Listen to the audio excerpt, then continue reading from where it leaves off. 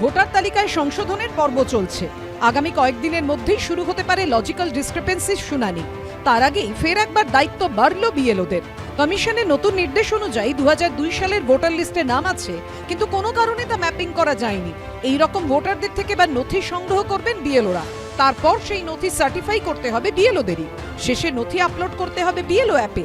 কোন তথ্যের ভিত্তিতে ম্যাপিং করা হচ্ছে তারও কারণ দর্শাতে হবে দায়িত্বপ্রাপ্ত বিএলওদেরই। বিএলওদেরকেই কিন্তু সার্টিফাই করতে হবে, বিএলওদেরকেই কিন্তু আন্ডারটেকিং দিতে হবে যে তারা কিসের ভিত্তিতে এগুলোকে ম্যাপিং করে বিএলও অ্যাপে দেখাচ্ছে। ভবিষ্যতে যদি কোনো গণ্ডগোল দেখা দেয়, ভবিষ্যতে যদি কোনো অনিয়ম ধরা পড়ে, তাহলে তার দায় কিন্তু পুরোটা বিএলওদের উপরেই যাবে। এই নিয়ে রাজনীতির পারদও চড়ছে সমান তালে। যাদের 2002 সালের নাম রয়েছে তাদের কাছেও নোটিশ পাঠাচ্ছে, মানে যা পাচ্ছে তাই করছে। একটা ইডি সিবিআই দিয়ে, ইলেকশন কমিশন দিয়ে, নরেন্দ্র মোদী অমিত শাহ ডিরেকশনে এসব চলছে। এসআইআরটা একটা মকারি হয়ে গেছে। এসআইআর পরে 58 লক্ষ চলে গেছে। সকালবেলা ব্রেকফাস্ট হয়েছে তো ড্রাফট ভোটার লিস্ট কিনার হবে হারিয়ে।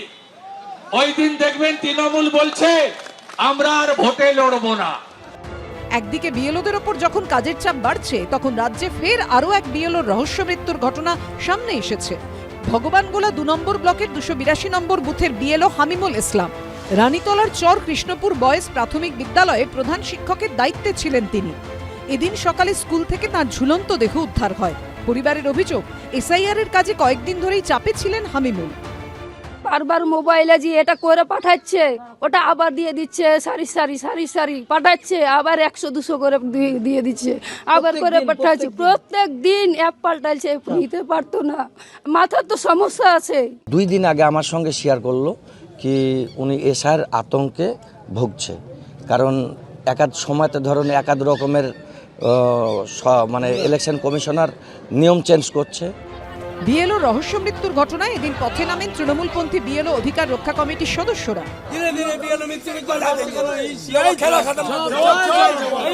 আমরা বিএলও, আমরা শিক্ষক, সব থেকে বড় কথা আমরা শিক্ষক, আমরা বিএলওর কাজ এখন করছি, কিন্তু আমাদের উপরে এই যে এসআইআর এর একটা অদ্ভুত একটা চাপ সৃষ্টি করা হয়েছে, যে চাপটা কিন্তু বিএলওরা নিতে পারছে না। সিও দপ্তরের সামনে পুলিশ ব্যারিকেড ঘিরে শুরু হয় ধস্তাধস্তি। মুর্শিদাবাদের বহরমপুরেও বিক্ষোভ দেখান তৃণমূলপন্থী বিএলও অধিকার রক্ষা কমিটির সদস্যরা।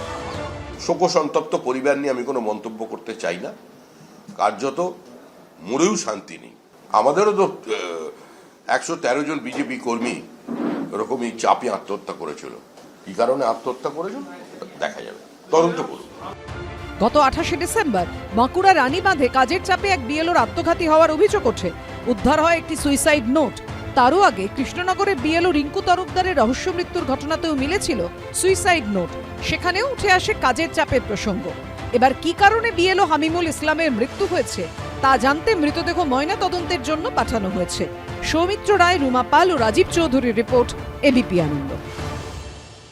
এবিপি আনন্দ, এগিয়ে থাকে, এগিয়ে রাখে।